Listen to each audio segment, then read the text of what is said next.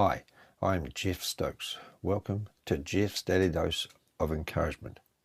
Today I want to encourage you that you were created in God's image.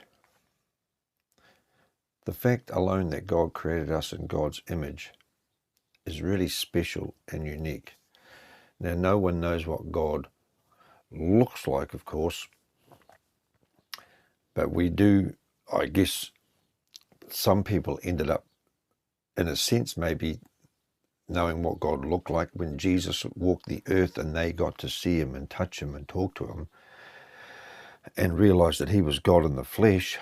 Then I guess they could say, well, that's what God looks like. But the main thing is that it's who we are on the inside more than what we look like on the outside. But obviously there's something to do also with the fact that we are,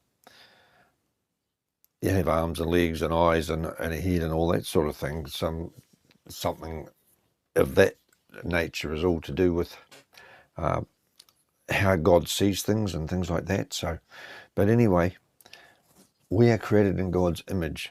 In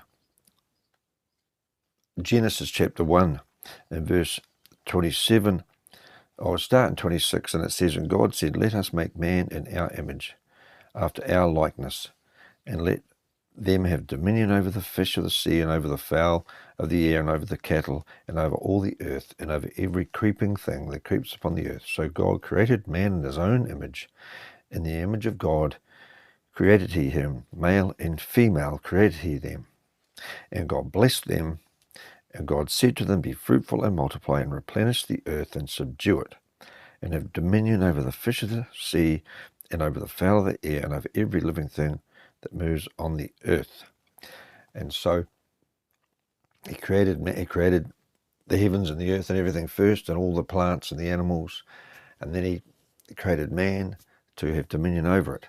And of course we know a bit later on that through Adam and Eve, man fell into that fallen into a fallen state of sin and everything. But the great thing is that he sent Jesus Christ to redeem us so that we can be restored back to his image, like Romans 8:29 says, that he sent us to be conformed. He predestined us to be conformed to the image of his Son, it says.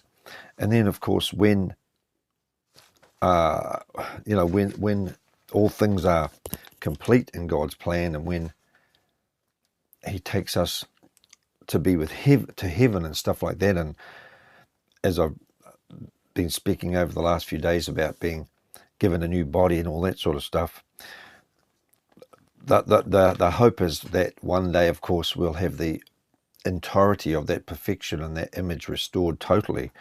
It says over here in 1 John chapter 3, it says, "Behold what manner of love the Father has bestowed upon us, that we should be called sons of God." Isn't that amazing? We are actually treated just like Jesus. Jesus is the Son of God, and we are, because of what he's done for us, God treats us exactly like his own Son.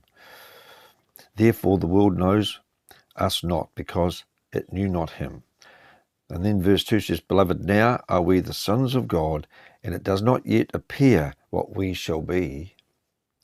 But we know that when he shall appear, we shall be like him, for we shall see him as he is.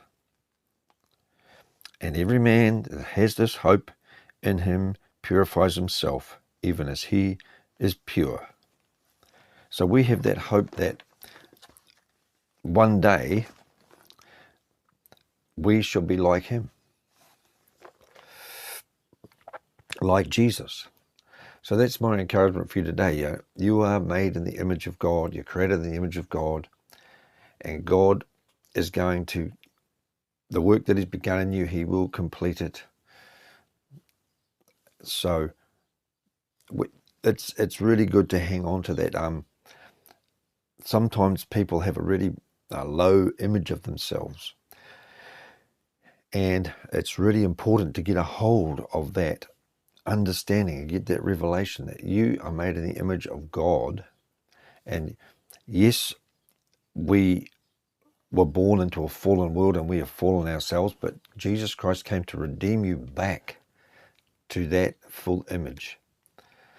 If you don't know the Lord Jesus Christ, it's through him that you can be restored, reconciled, and be restored to the image that God had for you, the design he had personally for you and for all mankind. He wants to restore you to that.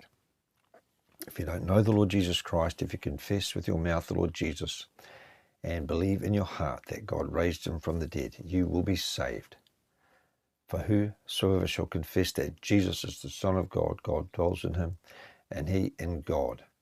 And he will, as it says, and I'm pretty sure it's in Philippians 1, he who has begun a good work in you will complete it unto the day of Jesus Christ. God bless you. Have a great day.